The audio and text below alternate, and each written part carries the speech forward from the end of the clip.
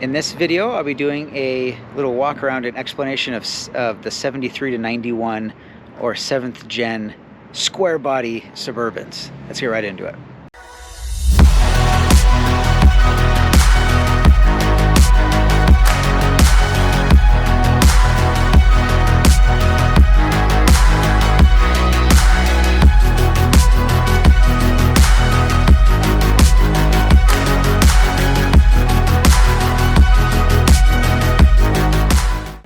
Now this particular one is a 76.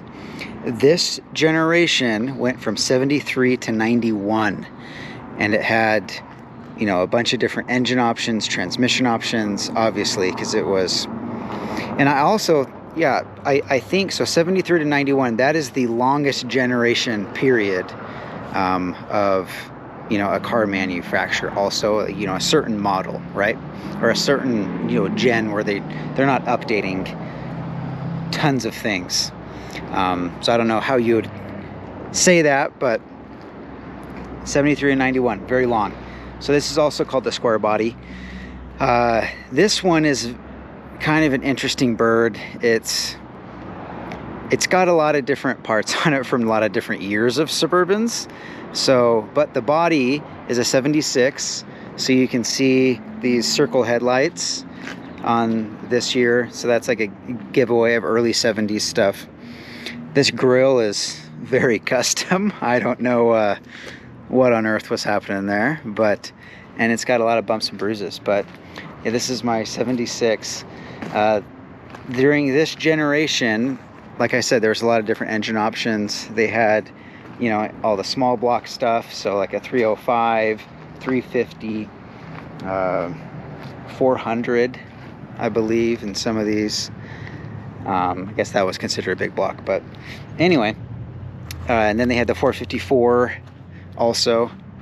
This particular one has a 454. It's a throttle body injection, and it's from like a 91 pickup truck, apparently. And this interior is very thrashed, so don't take this as a good example or anything. I just had it here, but you know, no headliner, shag everywhere. This is totally 70s. But so this isn't a very stock interior at all. But again, these things were great, and that's a classic. See that? Oh yeah, gotta shut them. This one originally started as a half ton, and now it's a 3/4 ton. So essentially, apparently this guy took the 76 body, threw it on a mid-80s Suburban frame, 3/4 ton Suburban frame, and then did the engine swap. So like I said, all those engine options, and then transmission stuff, they had turbo 350s, turbo 400s. Then they went to 700 R4s, you know, the first overdrive transmission. And then even I think in 91, they did a 4L80 with an overdrive. That's what it is, 4L80. And that's a really cool year to get for the 3/4 tons.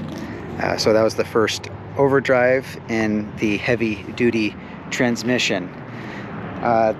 These do great. They're reliable for how old they are. Shocking. Oh, and also I forgot, they had diesel options. They had the 6.2 diesel option, I think from 80, maybe 80, 81, 82 until 91. And half ton and 3/4 ton. I've had a couple of those, and it's not bad. Those are, people hate them, I guess. There's haters everywhere, but so I would say the most reliable square body to me would be, engine wise, I mean, any of those are fine, you know, a 350, you know, 454, whatever you can find. And I personally like the turbo 400 a lot. It's a 3-speed transmission, but they are just bulletproof. You don't really have much going on there. And axle options, I mean, this is solid front and rear axles, which is very coveted to a certain community of, you know, Suburban lovers. And For example, this one's a 14 bolt rear. It's not a full float. I'm getting super into this, but so this is a semi float, which isn't as strong, but the 14 bolt full float axle that these things have is very sought after for like rock crawling and stuff. They can just take a beating, handle a big tire.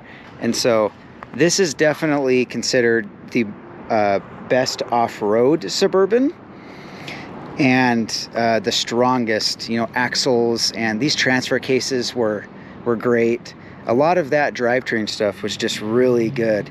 They just didn't have a lot of the amenities, obviously, because they're older.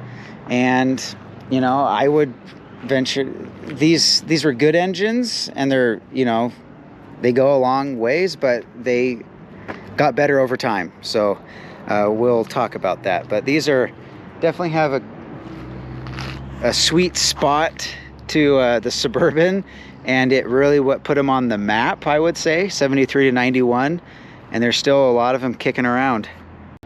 So that was a little overview of 7th gen Suburban, so 73 to 91. If you guys have any more info that you think should have been said here, please comment below. I'd love to hear it all, and why you guys, you know, love or hate or whatever on these old Squarebodies. I think they're great, and they're definitely a good option for some people. But if you haven't subscribed to the channel, please do, and we'll catch you on the next video.